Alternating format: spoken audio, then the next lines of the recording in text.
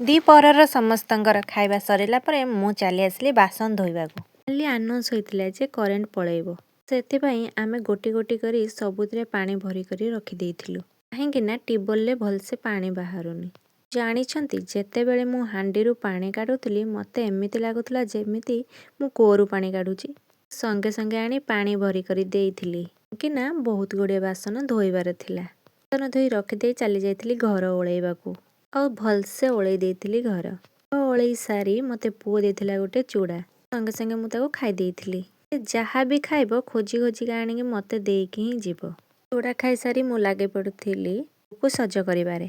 ସେ ସଜ ନହେଲେ ତ କୁଆଡ଼େ ବାହାରିକି ଯିବନି। ତାହେଲେ ବି ସେ ଉଠିକି ଖାଇକି ସଜ ହବ।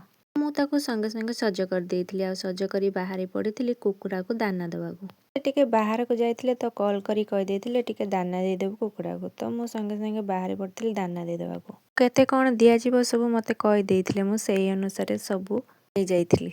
ସବୁକୁ ମିକ୍ସ କରି ଚାଲି ଯାଇଥିଲି ଦବାକୁ। ସିନା ଗଲି, ମୋ ପଛେ ପଛେ ପୁଅ ବି ଚାଲିଲା। ମା ପୁଅ ମିଶି ସମସ୍ତେ ଯାଇଥିଲୁ।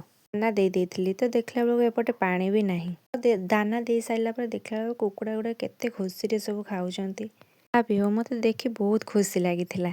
ପୁଅ ମୋତେ ଡାକି ଦେଇଥିଲା। ସଙ୍ଗେ ସଙ୍ଗେ ମୁଁ ତା ପାଖକୁ ଦୌଡ଼ି ଆସିଲି। ତା ଦେଖିଲା ବେଳକୁ ସିଏ ମୋତେ ଅଣ୍ଡା ଦେଖାଉଛି। ଦେଖିଲା ବେଳକୁ ବହୁତ ଗୁଡ଼ିଏ ବି ଅଣ୍ଡା ଦେଇଛନ୍ତି ସେଠି। ସଙ୍ଗେ ସଙ୍ଗେ ଅଣ୍ଡା ଗୁଡ଼ିକ କାଢ଼ି ଆଣିଥିଲି। ଆଉ ଚାଲି ଯାଇଥିଲି ପାଣି ଆଣିବାକୁ। ଗୁଡ଼ିଏ ଅଣ୍ଡା ଦେଖି ମୋତେ ବହୁତ ଖୁସି ଲାଗିଥିଲା। ପାଣି ଆଣି ସେମାନଙ୍କୁ ଦେଇ ଦେଇଥିଲି। ଜାଣିଛନ୍ତି, ମୋତେ ଯାହାକୁ ବି କିଛି ଖାଇବାକୁ ଦିଆ ହୁଏ ସେଥିରେ କିଛି ପଶୁ କି ପକ୍ଷୀ ଖାଇବାକୁ ଦେଇଦିଏ। ଆଜି ଯେଉଁ କୁକୁଡ଼ାମାନଙ୍କୁ ଖାଇବାକୁ ଦେଲି ଦାନା, ଖାଇବାରେ ଖୁସି ଦେଖିକି ମୋ ଖୁସି ତ ଦ୍ୱିଗୁଣିତ ହୋଇଯାଇଥିଲା।